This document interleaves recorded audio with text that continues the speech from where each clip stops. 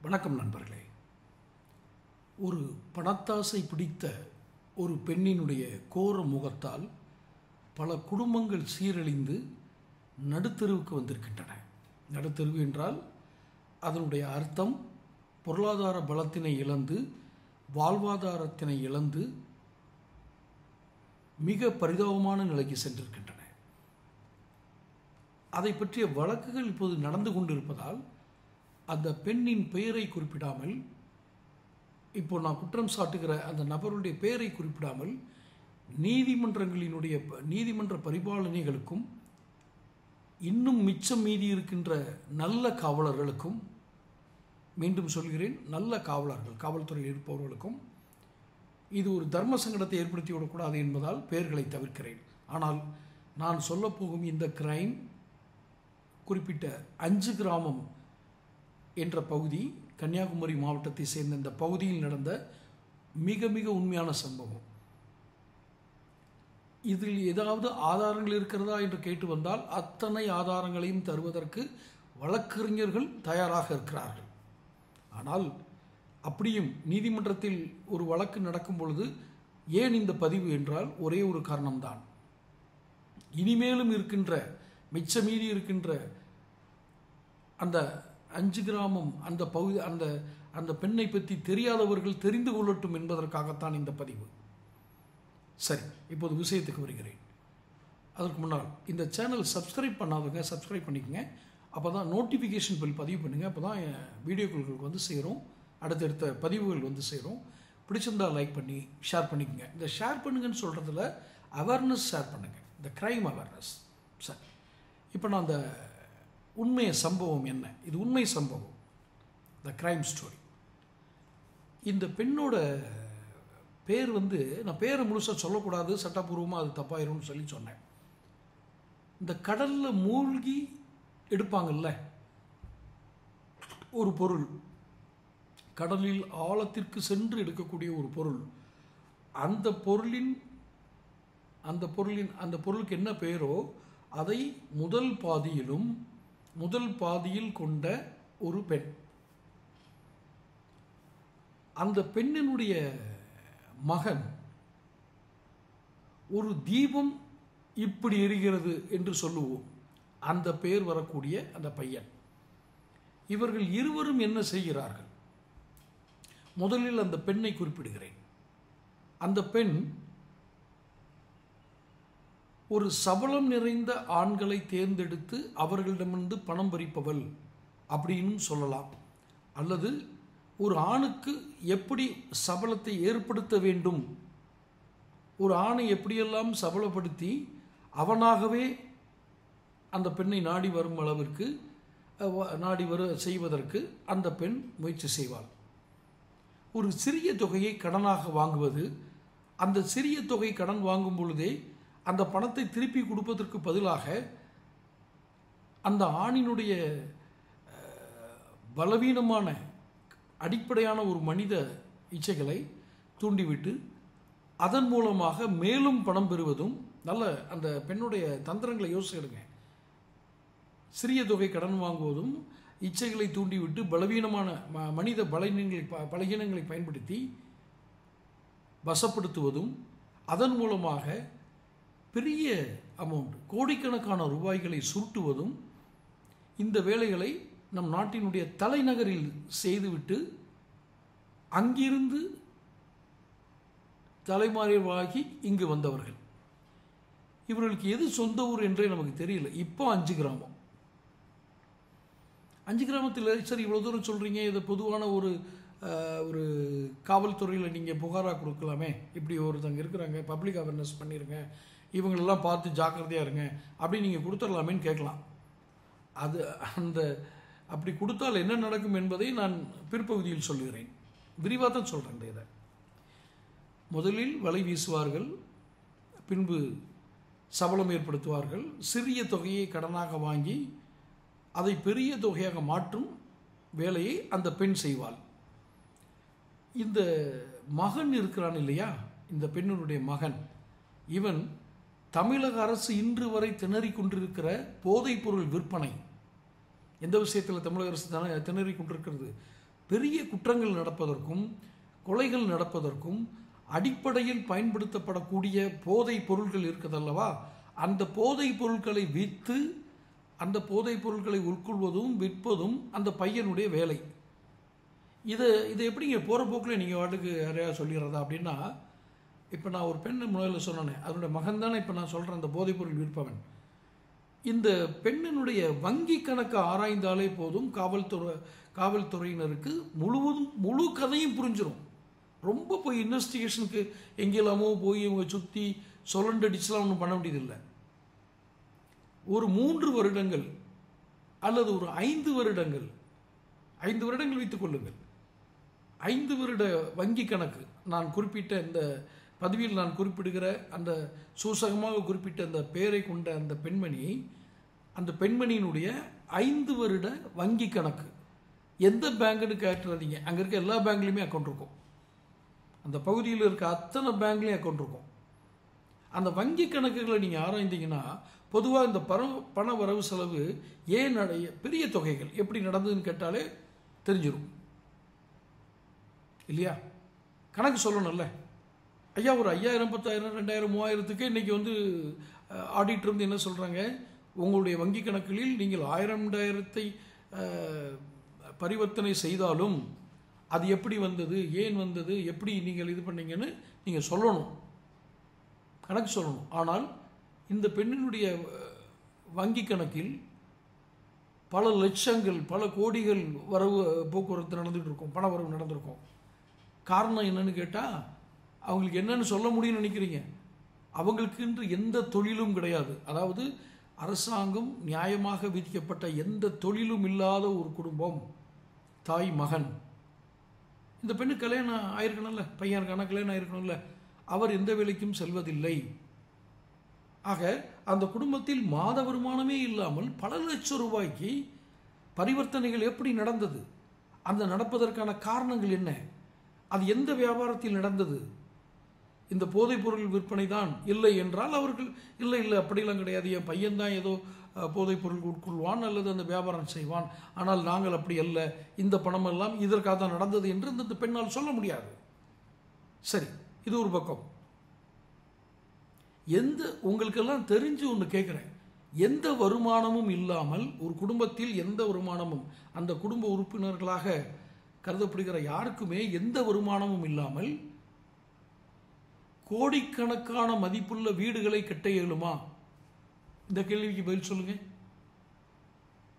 இல்லைங்க, bank loan போட்டிருப்பாங்க, கடன் கொடுத்துருப்பாங்க. யார் கொடுப்பாங்க? 10 பைசா வருமானம் இல்லாத குடும்பத்துக்கு தனிநபராகட்டும், வங்கி சாராத நிதி நிறுவனங்களாகட்டும் அல்ல வங்கிகளாகட்டும் அப்படி ஹோம் லோன் கொடுப்பாங்களா? இருந்தால் சொல்லுங்கள். தமிழ்நாட்டில் நிறைய பேர் இருக்காங்க, இப்படி எதுவுமே தேவையில்லை, நாங்கள் பணம் கொடுக்குறோன்னு சொல்கிற இன்ஸ்டிடியூஷன் இருந்துச்சுன்னா, ஃபைனான்சியல் இன்ஸ்டிடியூஷன் இருந்துச்சுன்னா நிறைய பேர் வாங்கியிருப்பாங்க. ஆனால் 3 வீடுகள் வைத்திருக்கிறார்கள், எல்லாம் கோடி கணக்கில் மதிப்பு. எப்படி வந்தது சொல்ல முடியுமா? சரி, இதெல்லாம் இங்கே சொல்கிறது நீங்கள் ஏன் காவல்துறையில் சொல்லல? ஐயா, காவல்துறைக்கு யாரோ ஒருவர் செல்கிறார், இவரால் பாதிக்கப்பட்டவர் காவல்துறைக்கு செல்கிறார். நான் இன்னும் விரிவாக சொல்ல போகிறேன் தான், அந்த வழக்கு இன்னும் நீதிமன்ற விசாரணையில் இருக்கிறதுனால நான் விரிவாக சொல்ல முடியல. காவல்துறைக்கு சென்ற பிறகு கட்ட பஞ்சாயத்து செய்வதற்கு வழக்கறிஞர்கள், நான் அறிந்து மனசாட்சியுடன் நல்ல ஒழுக்கத்துடன் இருக்கக்கூடிய வழக்கறிஞர்கள் நிறைய பேர் இருக்காங்க. ஆனால் திருடனாய் போயிருக்க வேண்டியவங்க வழக்கறிஞர்களாக வந்து இதை மாதிரி தீய வழியில் இது பண்ணுறவங்களுக்கு சப்போர்ட்டிவாக நிற்கிறாங்க. சப்போர்ட்டிவ்னு சாதாரண சப்போர்ட்டிவ் இல்லை, காவல்துறை நண்பர்களும் அதற்கு இணைந்து இருக்கிறார்கள். இது என்ன ஒரு கள்ள கூட்டணி? களவாணி வக்கீலும் களவாணி போலீஸும் சேர்ந்துக்கிட்டு ஊரையே ஏமாற்றி ஆபாச வலையில் விளைவித்து போதைப் பொருட்கள் விற்று கோடிக்கணக்கான ரூபாய்களுக்கு சொத்துக்களை சேர்க்கும் ஒரு குடும்பத்திற்கு காவல்துறையும் களவாணி காவல்காரர்களும், இந்த இரண்டையும் சொல்கிறதுக்கு முன்னாடியே நான் சொல்லியிருக்கேன், நல்ல இருதயம் படைத்த வழக்கறிஞர்களும் இருக்கிறார்கள், காவலர்களும் இருக்கிறார்கள். அவர்களுக்கு இது பொருந்தாது. ஏன்னா டெஃபமேஷன் போட்டு வேறு எதாவது எடுக்க பார்ப்பாங்க. பெரிய திருட்டு கும்பல் இல்லை, இப்படி ஒரு வீடியோ வந்துச்சு அப்படின்னு. அப்படி அவங்க வந்தாங்கன்னா, நான் இப்போ இந்த வீடியோவில் எங்கேயுமே அவங்களுடைய பேரை சொல்லலை, ஆனால் அவங்க படத்தை பிளர் பண்ணி போட்டிருக்கேன். இது நான் தான், இது என்னை பற்றி தான் அப்படின்னு வந்தாங்கன்னா, அப்போ ஆதாரங்களை கொண்டு போய் நம்ம கொடுப்போம். புரியுதா? குறிப்பாக இந்த பதிவை பார்க்குற அந்த குறிப்பிட்ட பகுதியை சேர்ந்தவங்க இந்த உண்மையை தெரிஞ்சுக்கிட்டீங்கன்னா, இந்த திருடர்கள் வலையில் சிக்காமல் தப்புவீர்கள். இன்றளவும் நீங்கள் அந்த பெண்ணை பற்றியோ அந்த பையனை பற்றியோ காவல்துறையில் சொன்னால் நீதி கிடைக்கும் என்று நினைத்தால் உங்களை விட பைத்தியக்காரர்கள் உலகத்தில் இருக்க முடியாது. அப்படி ஒரு கூட்டணி ஸ்ட்ராங்காக இருக்கு. அந்த பெண், அந்த பையன், அதற்கு வாதாடுகிற வழக்கறிஞர், இதுக்கு துணை போகிற காவல்துறை. எனக்கு ஒன்றும் காவல்துறை பற்றிலாம் ஒன்றும் பயம் இல்லை. அவங்க கெட்டு போய் எவ்வளோ நாளாச்சு. ஒரு ஒரு ஒரு காவல் நிலையம் என்று எடுத்துக்கொண்டால் குறைந்தபட்சம் இருப்பார்கள். யார்? நல்லவங்க, மனசாட்சிக்கு பயப்படுறவங்க குறைந்தபட்சம் தான் இருப்பாங்க. அவங்கள அடையாளம் காண முடியாது. அவங்க அமைதியாக தான் இருப்பாங்க.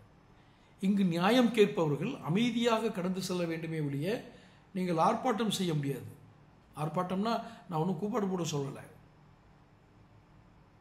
சரி, இந்த கிரைம் ஸ்டோரி, இந்த உண்மை சம்பவத்தை ஏன் இப்போ பதிவு பண்ணுறீங்க அப்படின்னா, இந்த கன்னியாகுமரி மாவட்டம் 5 கிராமத்தில் வசிக்கக்கூடிய நல்ல மனிதர்கள், அடுத்தவர்கள் குடும்பம் கெட்டுவிடக்கூடாது என்று நினைப்பவர்கள்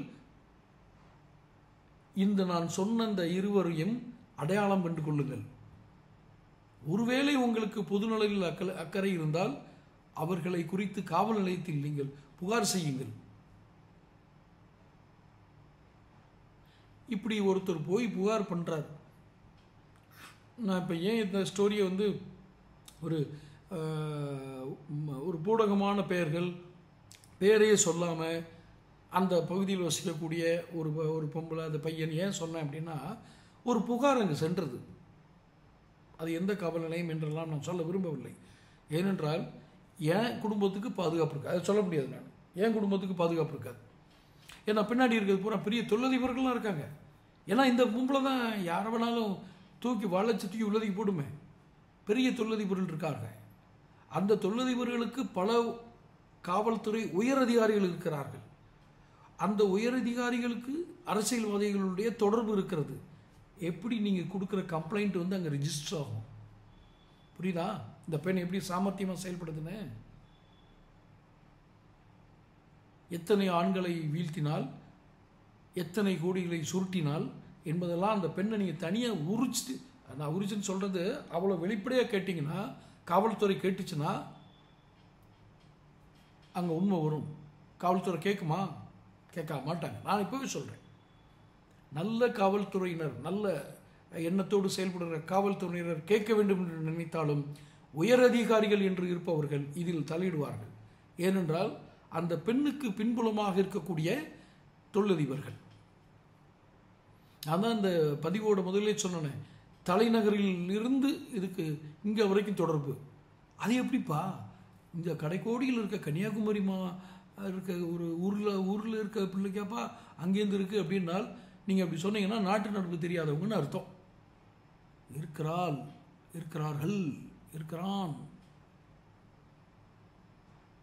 இன்றளவும் இன்னொருவர் கிடைத்தால் அவனையும் வெட்டி சாய்த்து உணவாக உட்கொள்ளக்கூடிய, நரமாமிசம் சாப்பிடக்கூடிய ஒரு சாமியார்கள்லாம் சொல்லுவாங்கள்ல, அகோரிகளை விட அசுரன்கள் அந்த ஊரில் இருக்காங்க. ஏன் குறிப்பிட்ட அந்த ஊரை மட்டும் சொல்கிறீங்க? ஏன் தமிழ்நாட்டில் மட்டும், இந்தியாவில் எங்கேயுமே இல்லையா? ஐயா, இருக்காங்க. இங்கிருந்து ஆரம்பிக்கிறது. எந்த ஒரு கூச்சமும் இல்லாமல், குற்ற உணர்ச்சி கொஞ்சம் கூட இல்லாமல் சமூகத்தை கெடுக்கக்கூடிய போதைப் பொருட்களை விற்பவன் தைரியமாக அந்த ஊரில் நடமாடிக்கொண்டிருக்கிறான். அவன் தாய் பணமுள்ளவர்களை வளைத்து போடும் வேலையை பார்த்து கொண்டிருக்கிறார். 5 கிராமம். தேடி பாருங்க, கேட்டு பாருங்க. இப்படி செய்யக்கூடியது யாருன்னு கேட்டு பாருங்க. மிக சிறிய பகுதி அது. அது ஒன்றும் பெரிய சிட்டிலாம் இல்லை. டோக்கியோ, வாஷிங்டன் சிட்டி மாதிரி பெரிய சிட்டிலாம் இல்லை. கண்டுபிடிக்க முடியாதுங்கிறதுக்கு விசாரிச்சு பாருங்க, தெரியும் அவர்களுக்கு என்ன நீதி. எல்லாத்தையும் இப்போ வெளிப்படையாக சொன்னால் என் குடும்பம் இருக்காது, நான் இருக்க மாட்டேன். உயிர் பயம், உயிரே போனாலும் பரவாயில்ல உண்மையை சொல்லுங்கள் அப்படின்னா நான் ரெடி. ஆனால் தமிழகம் டைம்ஸ் நேயர்களும் இந்த பதிவை பார்த்து கொண்டிருக்கும் நேர்மையான காவல்துறை அதிகாரிகளும் உண்மையான வழக்கறிஞர்களும் கமெண்ட் பாக்ஸில் போடுங்க, ஐயா நாங்கள் இருக்கோம், நீங்கள் சொல்லுங்கள், நான் இருக்கேன் உங்கள்கிட்ட உண்மையை சொல்கிறதுக்கு. எனக்கு என்ன ஆக்குறேன்னு கேட்குறீங்களா? ஐயா ஒரு வீட்டு கூரையில் தீ பிடிச்சிருச்சு, அடுத்தடுத்த வீடுகளுக்கு இந்த தீயை பரவாமல் தடுக்கக்கூடிய ஒரு தீயணைப்புத்துறை அதிகாரியினுடைய வேலையை தான் இப்போ நான் பார்க்குறேன். இப்படி சமூகத்தின் அடித்தட்டில் இருக்கக்கூடிய ஒரு கிரிமினல்கள், இவர்களுடைய தொடர்புகள் இருப்பது காவல்துறை, காவல்துறைக்கு மேல் தொழிலதிபர்கள், தொழிலதிபர்களுக்கு மேல் திரும்பவும் உயர் அதிகாரிகள், அரசியல்வாதிகள், இந்த அடுக்கில் இருந்து கொண்டு இந்த சமூகம் எப்படி விடுபட்டு மறுமலர்ச்சி அடைந்து பெரிய புதிய பாதையை நோக்கி எப்படி சொல்லும்? கஞ்சா விற்பவனின் அல்லது அந்த போதைப் பொருள் விற்பவனின் பணம் கள்ள அதிகாரிகளுக்கு தேவைப்படுகிறது. அது எந்த துறையை சேர்ந்த அதிகாரிகளுக்கும், கள்ள அதிகாரிகளுக்கு, நான் எல்லா அதிகாரிகளுக்கும் சொல்லலை, நல்லவங்களுக்கு விதிவிலக்கு, கள்ள அதிகாரிகளுக்கு தேவைப்படுகிறது. ஒரு கள்ளத்தனமான பெண்ணினுடைய சுகமும் அந்த பெண்ணை பயன்படுத்தி பணம் பார்க்கக்கூடிய அந்த வாய்ப்பும் அரசியல்வாதிகள், கள்ள அரசியல்வாதிகளுக்கு தேவைப்படுகிறது. பயன்படுத்தி கொண்டிருக்கிறார்கள். அதனால்தான் விபச்சாரமும் போதைப்பொருள் விற்பனையும் தாயும் மகனும் செய்கிறார்கள். எப்படிப்பட்ட ஒரு கேவலமான ஒரு நபர்கள் அந்த ஊரில் வசிக்கிறார்கள், இன்றளவும் தெரியாமல் இருப்பார்களா? இன்னைக்கு தெரிஞ்சிச்சுன்னா கேட்பாங்க, எந்த வருமானம் இல்லாமல் எப்படியா கோடிக்கணக்கான ரூபாய் சம்பாதிச்சு நீ? வருமானம் என்று நான் ஒன்று கூறுகிறேன். ஒரு வியாபாரம் நடந்தால் அதிக லாபம் சம்பாதிப்பது என்பது வேறு, அதில் குறைந்தபட்ச லாபம் வருவது என்பதும் வேறு, மத்தியதர வருமானம் என்பது வேறு. ஆனால் எந்த வியாபாரம் இல்லை, எந்த வேலையும் செய்யவில்லை. ஒரு வேலைக்கு இவ்வளவுதான் ஊதியம் தர வேண்டும் என்று நிர்ணயம் இல்லை. ஒரு முதலாளி நினைத்தால் ஒரு திறமையான ஊழியனுக்கு அல்லது அந்த ஊழியனால் நமக்கு நிறைய வருமானம் கிடைக்கும் என்று நம்பக்கூடிய ஒரு முதலாளிக்கு நிறைய பணம், நிறைய சம்பளம் கொடுப்பாங்க. இது இயல்பு. ஆனால் எந்த வருமானம் இல்லாத ஒருவன் கோடிக்கணக்கில், அப்படி கொடுக்குறவங்க கூட கோடிக்கணக்கில் பணம் போட்டு வீடு கட்ட முடியாது. ஆனால் இவங்க கட்டி இருக்கிறாங்க. அதுவும் ஒன்றென்று இல்லை, ஒன்றுக்கு மேற்பட்டது. என்ன செய்வீர்கள்? இந்த பதிவை காணும் 5 கிராமவாசிகள் என்ன செய்வீர்கள்? அந்த நபர்களை கண்டுபிடிப்பீர்களா? அவர்களை பார்த்து உங்களால் நீதி கேட்க முடியுமா? இந்த ஊரை அப்படி கெடுக்கிறிய, இந்த ஊரோட பேர் அங்கே வரைக்கும் கெட்டுட்டு இருக்குன்னு சொல்ல மாட்டீங்களா? சொல்வீங்களா? கன்னியாகுமரி மாவட்டத்தில் அப்படி நடக்குது அப்படின்னு சொன்னால் அவங்கள பார்த்து கேட்பீங்களா? இது ஒரு கிரைம் அவேர்னஸ். நான் அந்த அளவில் தான் இதை செய்ய முடியும். ஏன்னா டாக்டர் காந்தராஜ்னு நீங்கள் எல்லாம் பார்த்துருப்பீங்க, அடிக்கடி இந்த யூடியூப் வீடியோலாம் வருவார். அவரிடம் நிறைய சேனல்கள் நேர்காணல் எடுப்பாங்க. அப்போல்லாம் அவர் மிகப்பெரிய தலைவர்களை குறித்த ரகசியங்களை போட்டு உடைப்பார். நமக்கு ஆச்சரியமாக இருக்கும். சமீபத்தில் காமராஜரை பற்றி அவர் பேசுனதெல்லாம். ஆனால் ஆதாரங்கள் கொடுங்கள் என்று கேட்கும்போது ஒரு வார்த்தை சொல்வார், ஐயா அது என்னால் முடியாது, இது வேறு மாதிரி பிரச்சனையாக போயிடும், அப்புறம் எனக்கு உத்தரவாதம் இல்லை, என் குடும்பத்தில் இருக்கவங்களுக்கெல்லாம் பாதுகாப்பு இல்லைன்னு சொல்லுவார். ஐயா டாக்டர் காந்தராஜ் யார் தெரியுமா? பழைய சபாநாயகர் ராஜாராம். அதிமுக எம்ஜிஆர் முதலமைச்சராக இருக்கும் பொழுது சபாநாயகராக இருந்த ராஜாராம் அவர்களுடைய தம்பி, அவர் சகோதரர். யார்? டாக்டர் காந்தராஜ். அவர் நிறைய அரசியல் விமர்சனம் பண்ணுவார். அவர் இஸ் எ டாக்டர். அவர் சொன்ன வார்த்தை, அவ்வளோ பெரிய இடத்துல இருக்கவருக்கே சில உண்மைகளை வெளிப்படையாக சொல்ல முடியாது. நான் ஏமாத்திரம் சாதாரணமாக ஒரு பத்திரிகையாளர், நான் அவ்வளோதான்.